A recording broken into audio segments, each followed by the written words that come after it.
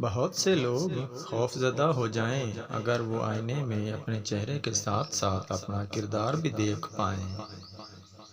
کڑوی زبان والے کا شہد بھی نہیں بکتا، میٹھی زبان والے کی مرچیں بھی بک جاتی ہیں۔ اس رنگ برنگی دنیا میں خود کو اللہ پاک کے رنگ میں ڈھال لینا ہی اصل کامیابی ہے۔ خدا سے یہ مت کہو کہ طوفان کتنا بڑا ہے، بلکہ طوفان سے کہو میرا خدا بہت بڑا ہے۔